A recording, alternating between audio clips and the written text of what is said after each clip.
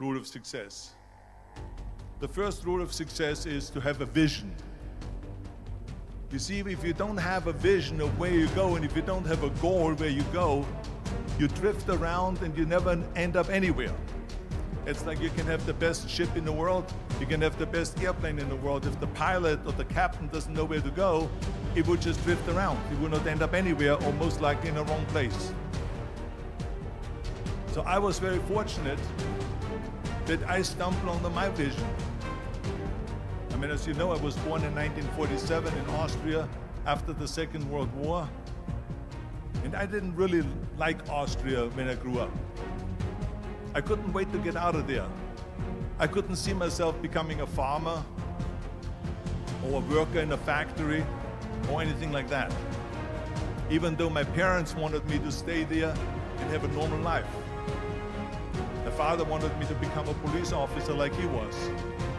My mother wanted me just to stay there and marry a girl with the name of Heidi, hopefully, and have a bunch of kids and run around like the Van Trapp family in The Sound of Music. But that was their vision, not mine. My vision was totally different. I felt that I was born for something special, for something unique, for something big. So I was searching. Then one day I went to school. I remember I was 11 years old, and they showed a documentary about America.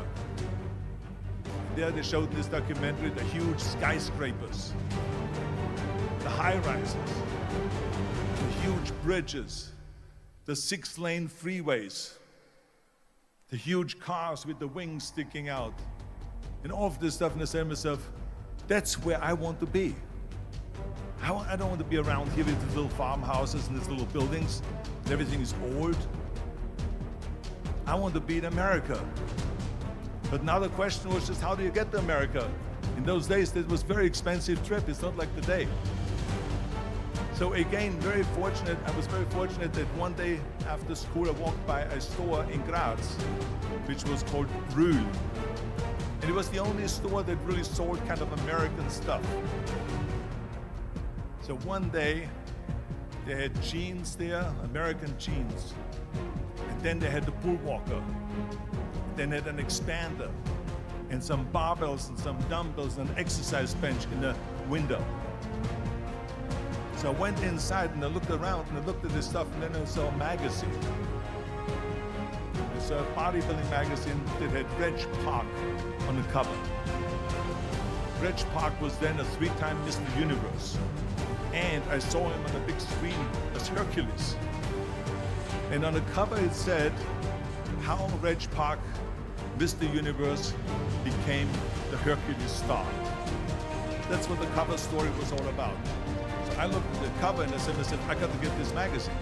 So I bought the magazine, I took it home and I read it over and over from the front page to the back. It had everything in there, how he trained, how he was working out in Leeds, England, in a factory town, how he worked out every day for 3-4 hours and became the strongest man of Europe, and how he won Mr. Europe and Mr. Great Britain, and then eventually Mr. Universe, and how he won the second Mr. Universe and the third Mr. Universe, and how he was discovered to play the starring role in Hercules. I read that and I said to myself, wow, this is the blueprint for my life. This is exactly what I want to do. I want to become a bodybuilding champion just like Reg Park.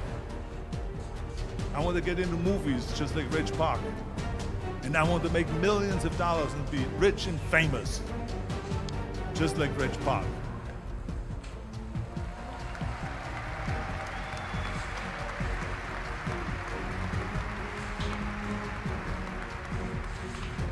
Do you know how great it felt that I knew where I was going? Imagine the majority of people don't know where they're going. I knew where I was going, that I'm going to become this bodybuilding champion just like him. So it was just a question of how do you do it? I was so relieved, because when you have a goal, when you have a vision, everything becomes easy. Because remember that In America, for instance, when you study, you will see the percentage of people that like their jobs. 74% hate their job in America. Now, this is not much different when you come to Europe. The majority of people don't like what they're doing because they're really not doing it because they didn't have a goal and they followed this goal. They just aimlessly drift around, and then all of a sudden there's a job opening, so they get that job because you have to work. But then when you work, it's a chore. It's work. It's not fun. So if you think about, only a quarter of the people really enjoy what they're doing in life. That is unbelievable if you think about it. So I felt so blessed that I knew what I was doing. It's like a medical student that studies and knows he wants to become a doctor. You know where to go. So I knew where to go. So people always ask me, when they saw me in the gym in the pumping iron days, they said, why is it that you're working out so hard? 5 hours a day, 6 hours a day, and you have always a smile on your face. The others are working out just as hard as you do, and they look sour in the face. Why is that? And I told people all the time, I said, because to me, I'm shooting for a goal. In front of me is the Mr. Universe title. So every rep that I do gets me closer to accomplishing that goal, to make this goal, this vision turn into reality. Every single set that I do, every repetition, every weight that I lift will get me a step closer to turn this goal into reality. So I couldn't wait to do another 500-pound squat. I couldn't wait to do another 500-pound bench press. I couldn't wait to do another 2,000 reps of sit-ups. I couldn't wait for the next exercise, for the next half hour of posing and all the kind of things that you have to do to be a champion.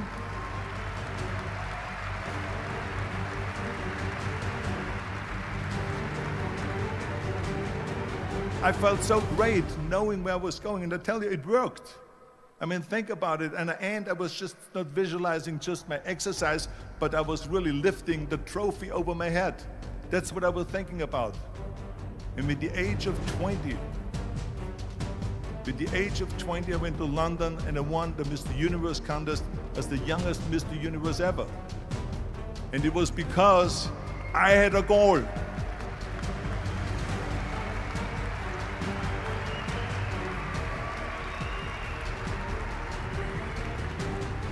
And this is no different than anything else, what I'm talking about. This is not just about bodybuilding. It was the same in acting. I remember when I was doing Conan the Barbarian. I was crawling on the rocks with a sword in my arm, crawling on all four. And of course, being that it's Conan, I didn't have clothes on or anything like that, right? So it was kind of, my knees were bare, my elbows were bare and everything else. I'm crawling on the rocks. So after 10 takes, my elbows were bleeding and my knees were bleeding. And the director came to me and he said, Arnold, I'm so sorry that you have to go through this, but we need one more take, a close-up of you crawling with the sword towards the camera. Can you handle one more take? And I said to him, I don't know what you're talking about. He says, I'm totally fine. He says, but you're bleeding. I said, because I don't feel it, because I can visualize what the scene will look like in a film. And I'm so excited about this scene.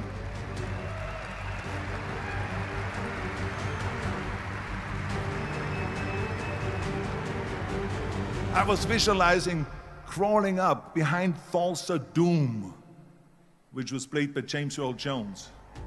Crawling up behind Thulsa Doom with the sword slowly, and then rising up behind him and whack, cutting his head off. And the head spins in the air, slowly with blood all over the place, and slowly falls down the steps and rolls down the steps. And his body slowly falls sideways. That was what I was visualizing, and that was very important because he, in the movie, killed my parents, killed Conan's parents. And that was revenge. And he always said that flesh is stronger than steel. And I wanted to prove to him that no, steel is stronger than flesh. And so I had this in my mind. And so this is why it didn't matter if I had to do another 50 takes or 100 takes, no matter how much I bleed on my elbows or my knees. I saw that vision of the perfect scene, and it was an important scene, and I would do it over and over again until we got it.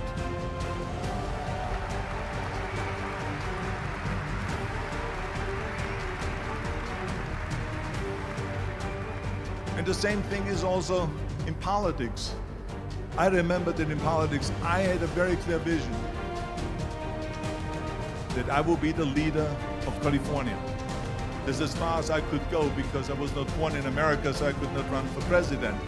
So being the governor of the fifth largest state, I should say the largest state, the fifth largest economy in the world, was for me really the ultimate title, the ultimate accomplishment in politics. So even though people came up to me and says, why don't you go and run for something smaller, you're never gonna make it. I ran for governor, and then 2 months later I became governor of the state of California. Again, because I had a very clear vision what I'm gonna do with California. So let me tell you something, visualizing a goal and going after it makes it fun. You got to have a purpose no matter what you do in life. You got to have a purpose. So that's rule number one, have a vision. Rule number two is don't listen to the naysayers. Don't listen to the naysayers.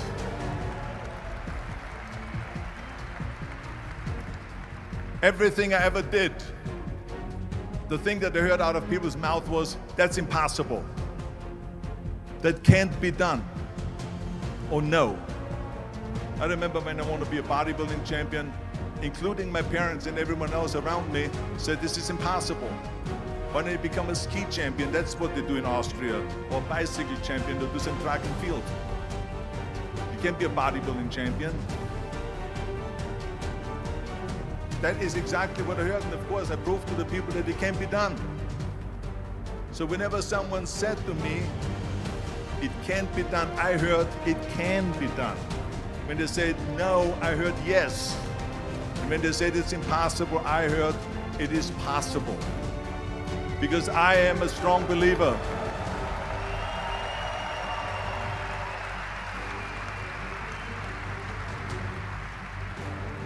I'm a strong believer of what Nelson Mandela said, that everything is always impossible until someone does it. Well, I'm going to be the one, I said to myself, I'm going to do it and I'm going to show it to them. Maybe it has never been done before. That's perfectly fine with me. But I'm going to do it. And I did not listen to the naysayers.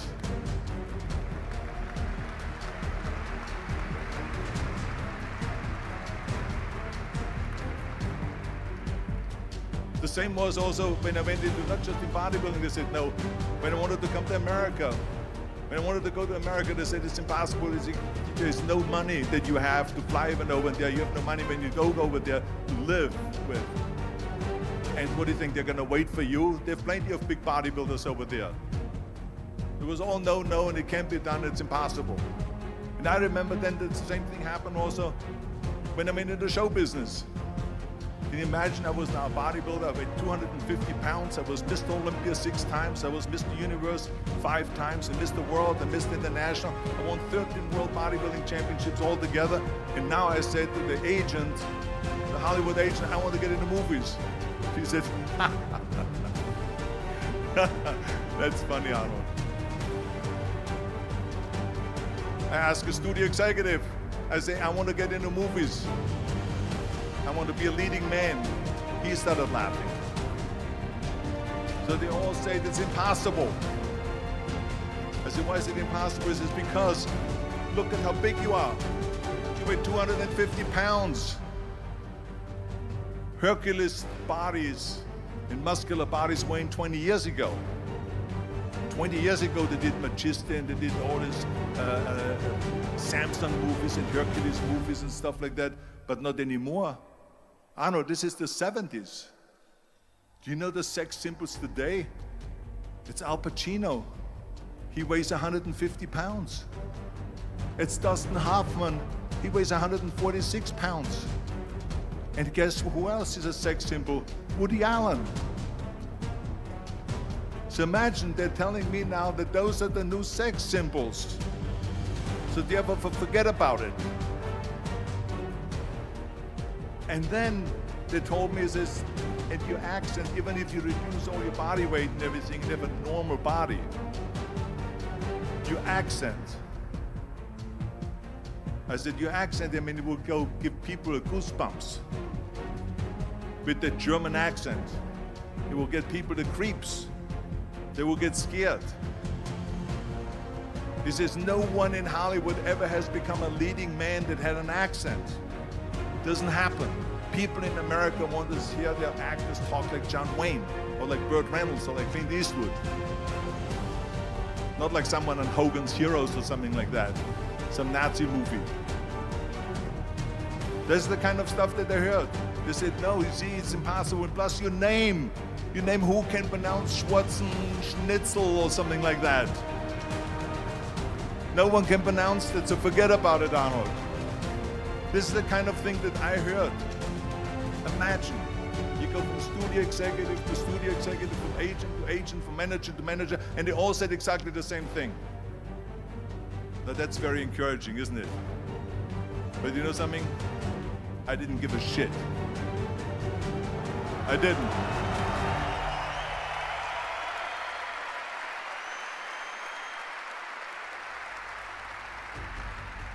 Because I believed that I can be a leading man.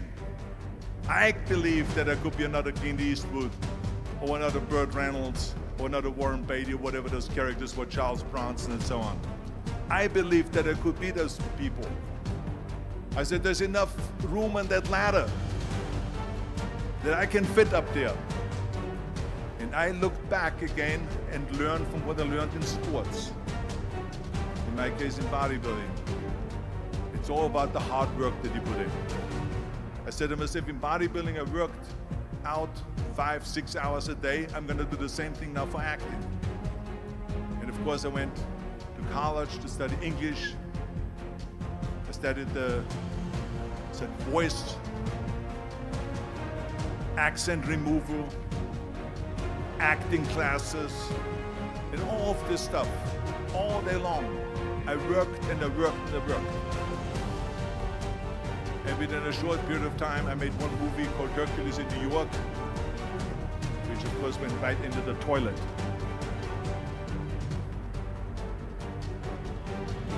But it didn't discourage me. I still had the same vision. And then all of a sudden I did Streets of San Francisco. I did Stay Hungry and Pumping Iron and The Villain. And then all of a sudden I was asked by Dino De Laurentiis and by Universal Studio, biggest studio, to star in Conan the Barbarian. And after I did Conan the Barbarian, the director at the press conference said to the press, the director was John Milius. He said to the press, if we wouldn't have had Arnold, we would have had to build one. So think about that.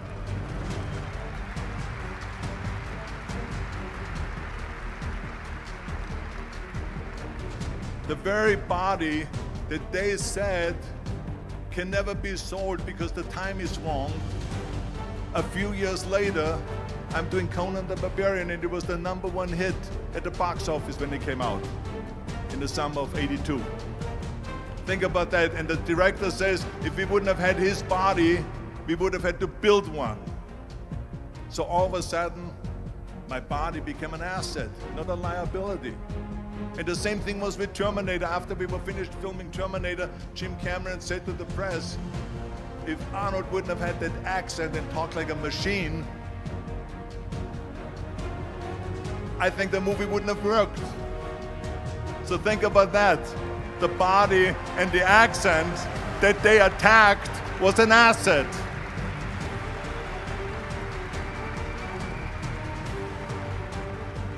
But I didn't listen to those losers. I didn't listen to them at all. Because that's exactly the way it was in politics again, when everyone said no, no, no, and it can't be done. and then became governor of California. And this is with everything like that. This is just the reality of it, is that you cannot listen to the naysayers. So this is a very important lesson for all of you. So when someone says, no, this is a stupid idea, you in your mind, you don't have to say it, but in your mind just say this, fuck you, you're an asshole. What do you know?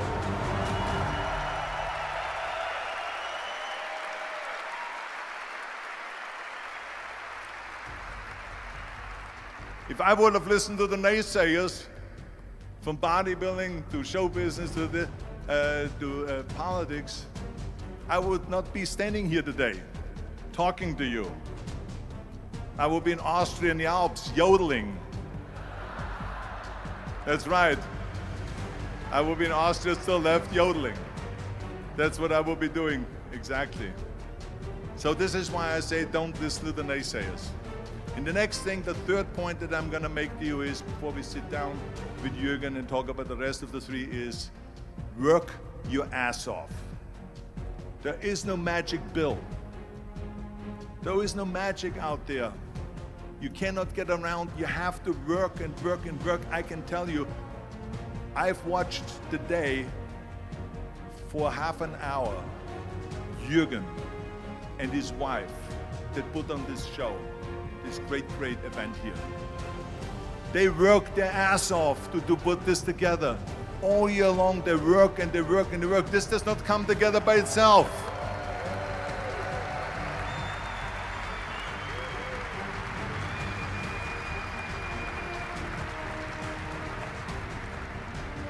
For half an hour they were running around and making phone calls and doing this and that and talking to their aides and make sure this is happening, make sure there's the water out there.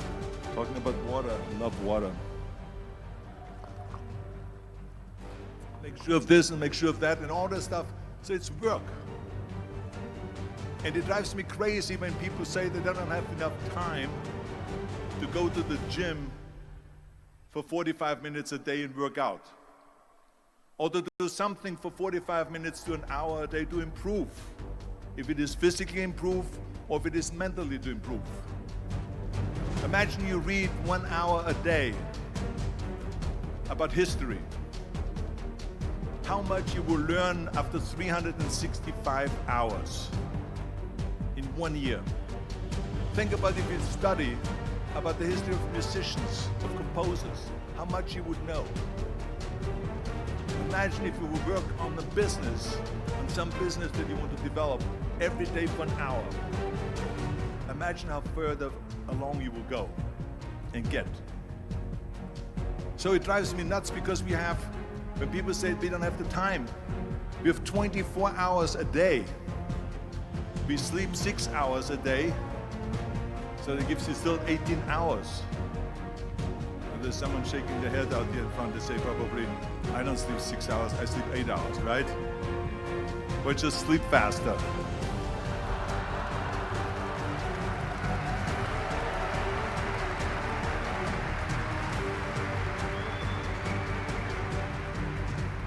So we have 18 hours a day.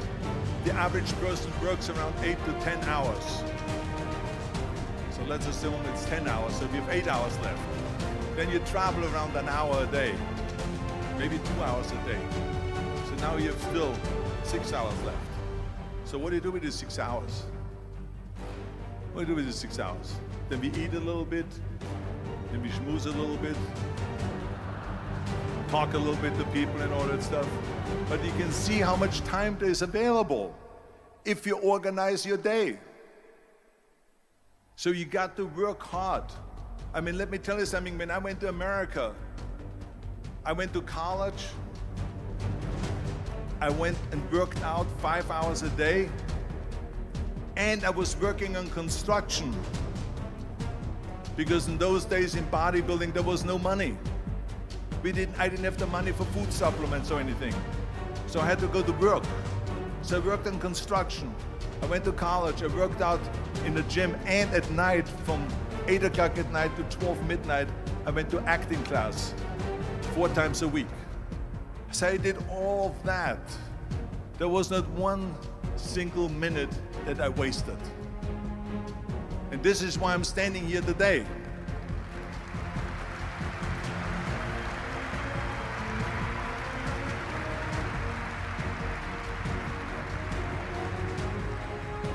I became very friendly with Muhammad Ali in the 70s. And Muhammad Ali worked his butt off. And I saw it firsthand. And I remember that there was a sports writer that was there in the gym when he was working out and he was doing sit-ups. And they asked him, how many sit-ups do you do? And he said, I don't start counting until it hurts. But think about that. He doesn't start counting his sit-ups until he feels pain. That's when he starts counting. That is working hard. And so you can't get around the hard work. It doesn't matter who it is.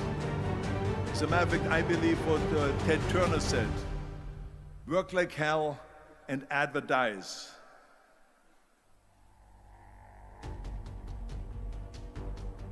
You get it?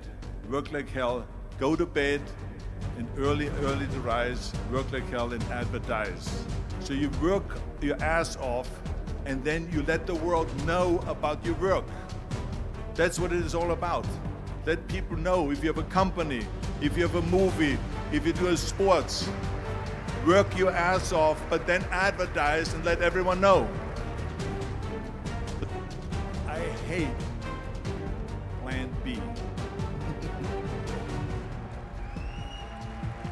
And I tell you why. Because we have so many doubters, as I've said earlier, the no-sayers. We have so many of those people that say no and you can't do it, it's impossible. That is okay because we just turn off, as I said earlier, and we listen and we hear the no being a yes. You can't do it, you can't do it, and all that. So that is possible to do that amongst all the negative people around you. But when you start doubting yourself, that's very dangerous. Because now what you're basically saying is that if my plan doesn't work, I have a fallback plan, I have a plan B. That means that you start thinking about plan B, and every thought that you put into plan B, you're taking away now that thought and that energy from plan A.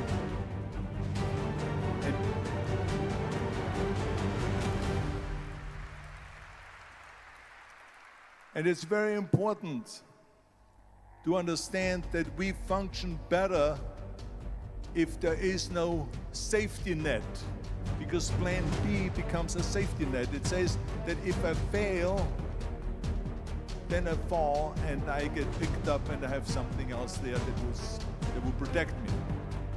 And that's not good, because people perform better when there's no safety net. People perform better in sports and everything else if you don't have a plan B. I'm telling you, I've never ever had a plan B. I made a full commitment that I'm gonna go and be a bodybuilding champion. I made a full commitment that I'm gonna be in America. I made a full commitment that I'm gonna get in the show business and I'm going to be a leading man. No matter what it takes, I will do the work. I will do the work over and over and over until I get it.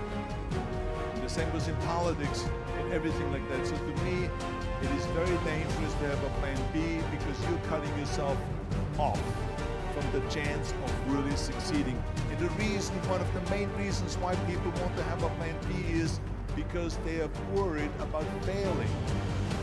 What is if I fail, then I don't have anything else? Well, let me tell you something, don't be afraid of failing, because there's nothing wrong with failing.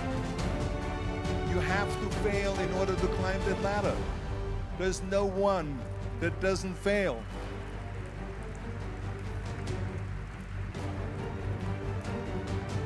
Michael Jordan said in one of his interviews, when they said, "You're unbelievable, you're the greatest basketball player of all times."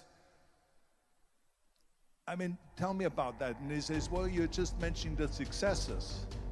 But he says, for me to become the greatest basketball player, I missed 9,000 shots when I was playing basketball at the NBA games. So during these games that he was so successful, he missed 9,000 shots. Does it make him a failure? No. He is one of the greatest basketball players of all times, but he failed 9,000 times. Do you get it? We all fail. It's okay.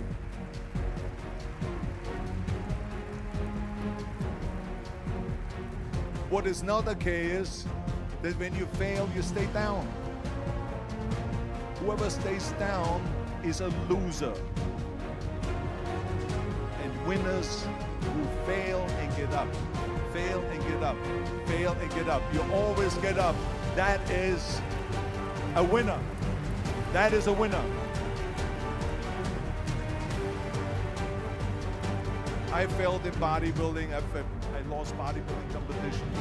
I lost powerlifting competitions. I lost weightlifting competitions. I had movies that went to the toilet that were terrible, got the worst reviews. And in politics, I remember I had many of the initiatives on the ballot, and we lost. My approval rating in California went down to 28%. And then it went back up again, and they won again the governorship. Hey, we all lose. We all have losses. This is okay, and this is why I say don't be worried about losing, because when you're afraid of losing, then you get frozen. You get stiff, you're not relaxed. You got to be, in order to perform well in anything, if it's in boxing or if it is on your job or with your thinking, is only happening when you relax. So relax. It's okay to fail. Let's just go all out and give it everything that you got. That's what it is all about. So don't be afraid to fail.